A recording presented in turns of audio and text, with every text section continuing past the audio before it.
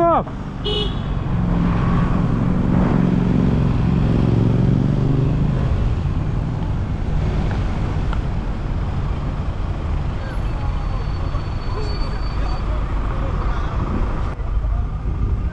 Why do you come so close to me, man? Why are you trying to hit me? You were literally like a foot from my back wheel.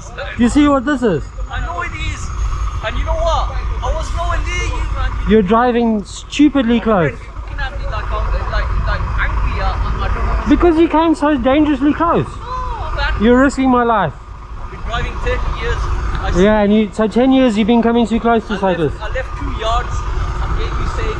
And No. you're angry at me for no reason. There's another camera at the back. You're coming too close, and I hope you take a lesson and don't come so close in future. I wasn't close. I promise you. Well, why did you make me angry then? I'm not an angry person. Angry for no reason. That's why I'm asking you. I'm angry because you risked my life by coming too close. Have you got spare luggy?